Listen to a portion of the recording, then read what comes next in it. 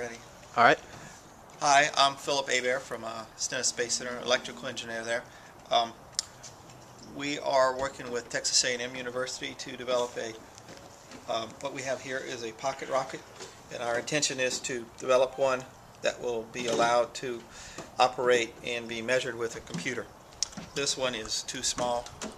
Measurements that we would need to make for thrust can't be discerned at this small size, so it'll need to be redesigned to make it a little bigger.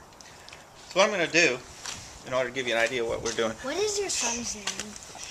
I'm going to take it apart and show you how it's put together. So we have here our thrust structure, and this structure basically prevents the hybrid rocket motor from moving. That's not to state that a new one, we may not want to slide along a string or something. So what we have here, this is a graphite nozzle, so it forms the proper pressure within the nozzle chamber that we're looking for. How much does that weigh? Oh, I would say it probably weighs about 10 pounds. The actual thrust we estimate, and we don't know, out of this device is 1 pound. Obviously significant enough to resist any movement. And I do have design drawings for this fixture that we will provide. I believe this is made out of stainless steel.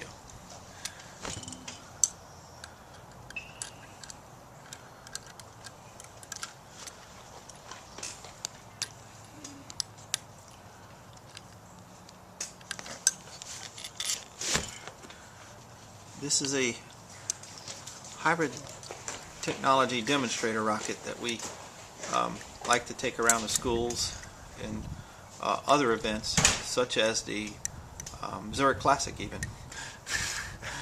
We have booths there. And our intention there is to obviously give an idea of what we do. This is a burned up, this one probably is not going to be able to use for this firing. It's a acrylic plastic cylinder. What we do is drill a hole through it. This is how it starts off new. It's about 1.5 inches wide in diameter. It's basically just regular acrylic plastic. And we drill a hole through it, then we flow gaseous oxygen through it to allow it to burn. So this is our little graphite nozzle, and I have a little Teflon O-ring that's been burned through. So I have a new one that I'm going to attach to it.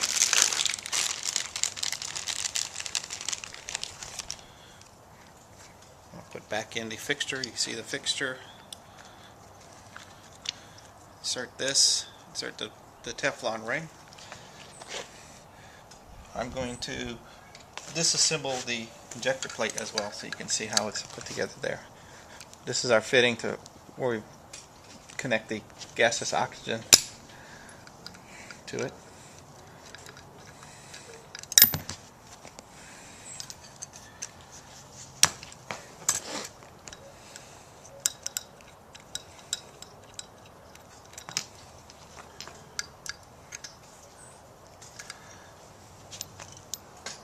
This one's not coming off. I got some better Allen wrenches in my toolbox.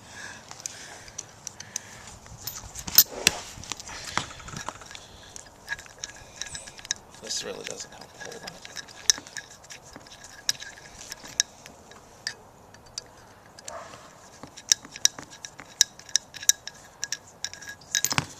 Okay.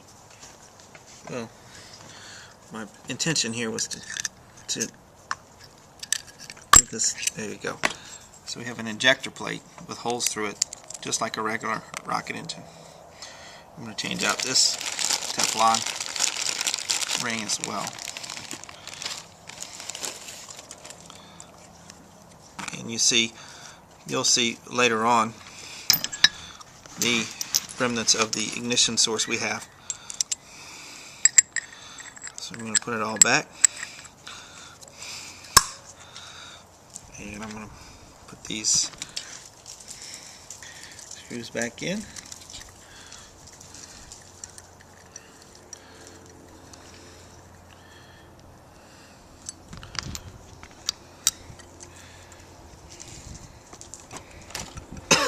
How important are those Teflon rings? Extremely important, because if the gas leaks through, it won't light, and as you saw in our other video, the flame will escape out of it. But they're not permanent. You have to change them out every now and then.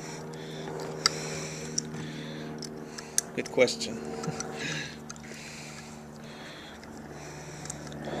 And it's also, as we learned the other day, it's extremely important to make sure the screws are tightened. You want to make sure you got a good seal.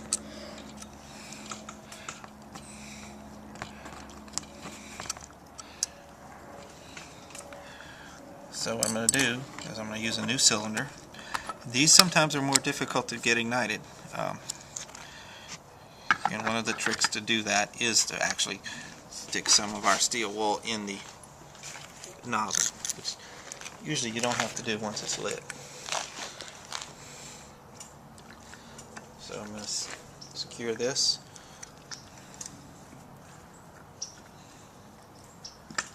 with the 4 screws here. I'll go ahead and start them first and then tighten them down.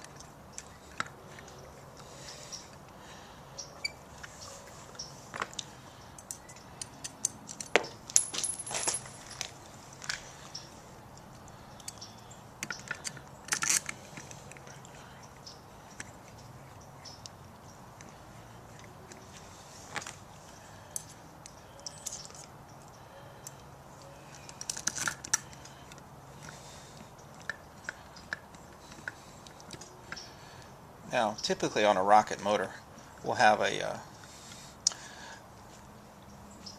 chemical, a liquid oxidizer as well as a liquid fuel, but not all cases. This case is what we call a hybrid, because we have a gaseous oxidizer, which will serve the purpose, as well as a solid fuel, as opposed to what you would see in the solid rocket boosters, which are fuel and oxidizer mixed in the same grain. The issue with that is you cannot turn it off. So in the hybrid world, we have much easier to contain and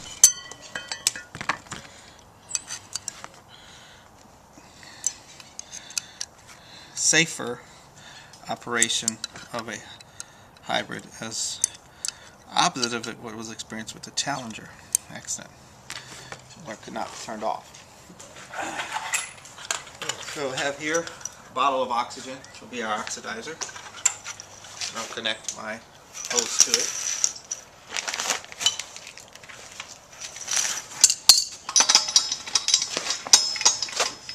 This can be obtained anywhere. A lot of medical labs have it. We get ours from Airgas, as you can see. Or we get them from many different places. And this hose connects to the inlet of the injector chamber. And we have a little hand-operated needle valve.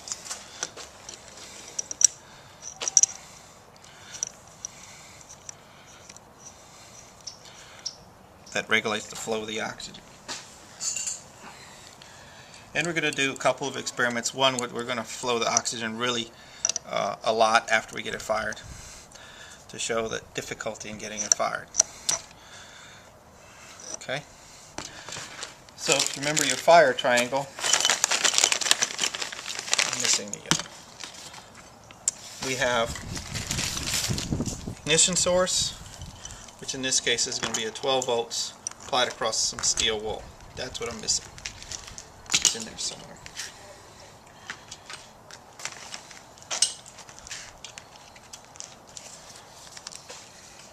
So I just have a little 12 volt battery. I already checked the voltages. Make sure it's okay. And I'm going to get my steel wool fixture. Alright, now I have to go meet Mom to get my crap out of the car. Jenny. Isn't that nice? Hope you can edit that out. So, in order for our ignition to work, our ignition source is going to be some steel wool. And since it's a new cylinder, I'm going to insert some into the assembly. You can see it got down in there. Put a little bit more.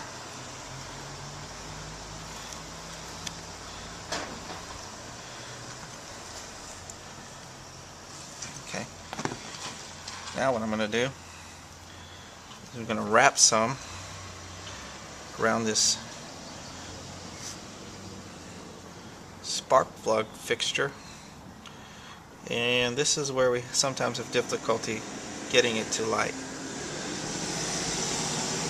But too much won't work right either, so I don't need to put that much since there's some in the hole. This is supposed to be light and airy, if you will.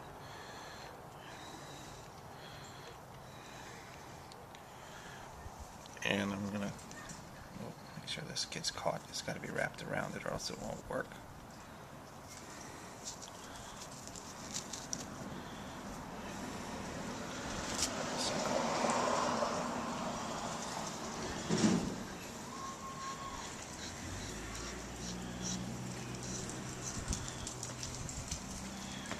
So I'm going to go ahead and tighten this up.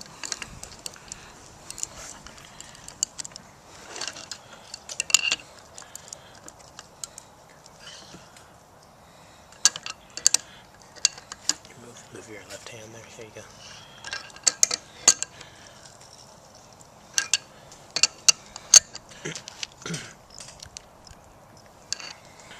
And I'll tighten this up. Just make sure. Okay, I'm going to make sure this valve is closed. That's always something you got to make sure of.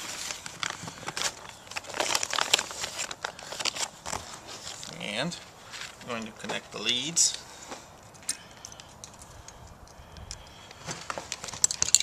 Safety glasses for everyone.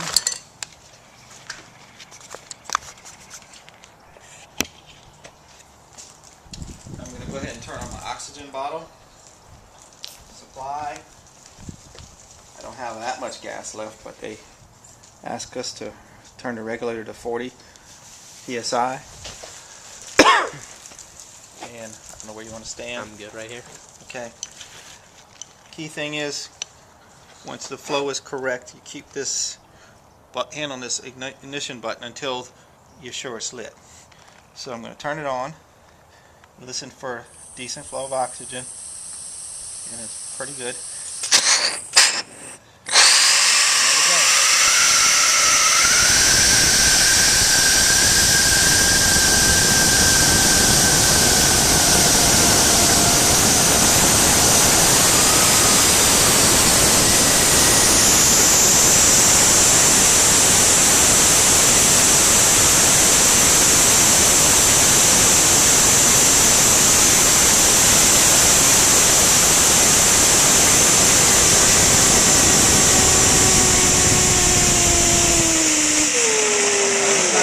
Quickly, I can.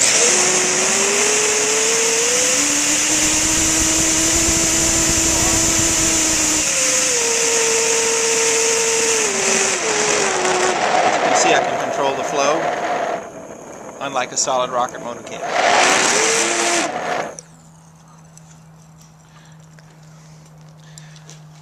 So I'm going to go ahead and turn off my gas supply and purge the oxygen out of the chamber. There's a successful firing. Now what we're going to try to do is we're going to try to turn the oxygen way up on this next go round to see what the effects there are and to see where a computer controlled flow control valve would make it much cleaner and more reliable to light.